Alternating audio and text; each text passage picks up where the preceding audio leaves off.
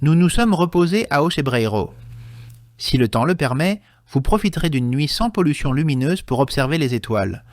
Nous pouvons maintenant commencer cette étape. Et si vous pensez que la descente commence, vous vous trompez. Il nous reste 2 cols à franchir, l'Alto de San Roque et l'Alto do Poio, ce dernier court mais intense, qui nous mènera à 1335 mètres d'altitude.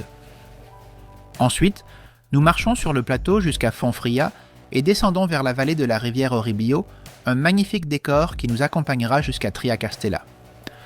La première étape en Galice se fait déjà attendre. C'est parti!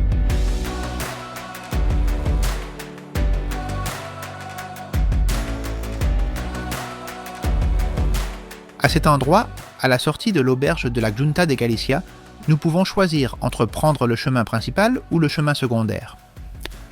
Le premier longe la route et le second suit une piste jusqu'au village suivant, Linhares. Les 2 itinéraires, de longueur similaire, se rejoignent dans ce village. Nous approchons ensuite de l'Alto de San Roque, situé à une courte distance. Au sommet, on remarque la sculpture imposante de l'artiste José Maria Acunha, représentant un pèlerin géant et persévérant avançant contre le vent. Une piste nous rapproche ensuite de l'Hospital da Condessa, avec l'église San Juan du XIIe siècle. 20 minutes nous séparent maintenant de Padornello. Les cyclistes doivent maintenant suivre la route jusqu'au col. Après les dernières maisons de Padornello, une montée très raide mais courte nous attend jusqu'à l'Alto do Poio, à 1335 mètres d'altitude.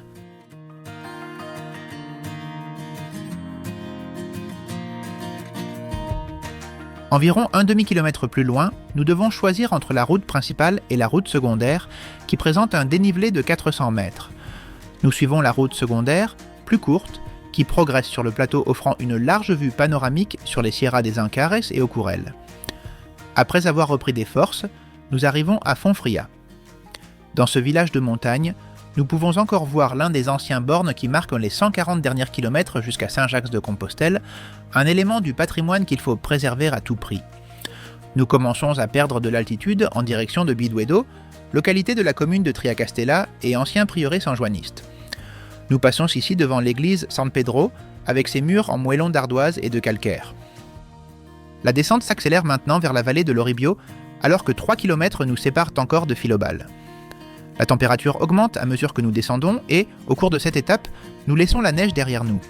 Depuis Filobal, nous nous dirigeons vers Passantes, où se trouve la sobre chapelle de la Vierge des Remèdes. Nous continuons pour rejoindre le village de Ramil, où nous nous arrêtons pour admirer le châtaignier centenaire. C'est sans aucun doute l'un des monuments naturels les plus photographiés de tout l'itinéraire, tant maintenant sans feuilles, comme nous le trouvons, que lorsqu'il est feuillu. À 2 pas de là, nous entrons dans Triacastela, fin de notre étape. Nous arrivons enfin à Triacastela. Je vais vous raconter une anecdote tirée du Codex Calistino. Les pèlerins médiévaux se rendèrent dans une carrière située dans les environs pour ramasser des pierres et les transporter à Castaneda, à Arzua. On y fabriquait la chaux nécessaire à la construction de la nouvelle cathédrale de Saint-Jacques-de-Compostelle, celle que nous voyons aujourd'hui. Nous allons maintenant nous reposer et, très important, réfléchir à la suite du programme. Demain, nous pourrons choisir entre la variante par Samos ou celle qui passe par San Sil. Buen camino!